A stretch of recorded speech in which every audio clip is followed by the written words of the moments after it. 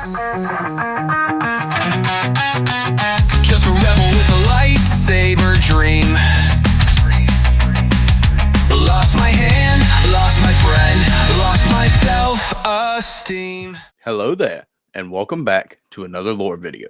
Today, I'm going to be discussing one of my favorite, and I'm sure a bunch of your favorite Sith duos, Bane and Zannah. And no, I'm not talking about that awful redesign Dave Filoni and George Lucas decided on, even though it pretty much makes Bane's story canon. I don't care. Night Bane is terrible. This is my Bane.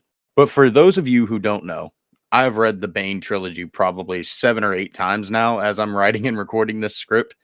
This trilogy expands on the Jedi vs. Sith wars about 3,000 years after Darth Revan's story, which is another fantastic read if you haven't already. The first book follows Bane from his time as a miner on Apostros to the final battle on Ruusan, when the Thought Bomb and Lord Khan. Well, at the end of the book, we're introduced to a terrifyingly powerful 10-year-old character who goes by the name of Rain. She was brought into the Army of Light despite not wanting to be a part of it. She just didn't want to be left behind. The shuttle she was on with her cousins and a Jedi Master heading to Ruusan was attacked. She remembers an explosion and the screams. Zannah and this other character named Law have an entire conversation through the Force about Rain's dreams of being back home. When the Brotherhood of Darkness later unleashed a planet-wide Force storm, Rain survived by instinctively enveloping herself and Law with a bubble of Force energy. Later, the Jedi on Ruusan showed up and opened fire upon them, killing the bouncer Law. When the Jedi came up to check on her, she lashed out, snapping the Jedi's neck with the Force, quickly snapping the other Jedi's neck as well. When Bane found her crying over the corpse of Law, he felt the power of the Force burning within her, fueled by grief, rage, and hatred. She said she wasn't afraid of Bane when they first met, despite knowing who he was and what he was, but it was all just buried deep down below her grief and lust for revenge.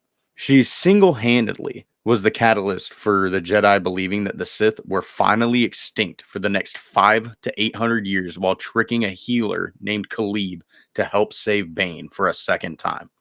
When Khalib didn't want to give in and help with saving Bane, she reached in with the Force and picked him up. She began to squeeze and crush Khalib's vital organs except his heart and his lungs. When have we ever seen something like this?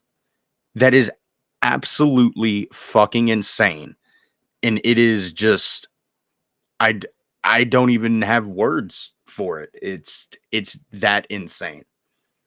Disney, what are you doing? Why are you not making Zannah and Bane a story or canon officially? I mean, yes, we did get Bane in the Clone Wars, but let's get you want a good female-led story? Darth Zannah, right here. It is literally right here. Plus, we don't have anything after this trilogy for Zannah. You get the same author that wrote these books and just have him finish Zannah's story. Like, it's actually insane that we have not seen anything like this. Her cousin from the shuttle crash earlier survives, and we meet up with her and Bane. He tried to take on Bane, but Zannah stepped in and unleashed a wave of unstoppable darkside energy, causing her cousin's hand to disintegrate. Flesh, bone, and tendon vanished into a bloody explosion, leaving a bloody stump. She's able to use force barrier, telekinesis, telepathy. She literally is able to manipulate the minds and thoughts of her enemies to become their worst nightmare. Her main ability is being a Sith sorcerer, meaning she would use magic alongside the dark side, and she would become a force of nature you would not want to mess with. During her final confrontation with Bane, he tries to use the ritual of essence transfer. When she uses her dark side sorcery to conjure up dark side tendrils to grab Bane, causing him massive amounts of burning pain, casting his essence into the void to be tormented for the rest of eternity, leaving behind his left arm. And for those of you who don't know what dark side tendrils are, it's a technique that conjures pure force energy in the form of tendrils. The tendrils rose in the form of black mist from the ground and took the form of serpentine tentacles, which swarmed their victim and attacked with the power of the pure dark side. The technique requires a fair level of concentration from the user, making it somewhat difficult to manifest without the required skill. When conjured by Zannah, the dark side tendrils were able to instantly annihilate any kind of matter that they come into contact with, as well as subject the individual who got injured to the full scope of the void of the dark side. Disney, please make a Darth Bane and Zannah trilogy, and please have Drew Caprician, I'm sorry if I pronounced that name wrong, write a trilogy following Zannah. If this doesn't get you excited to go and read this, I don't know what will, because Zannah is fucking awesome.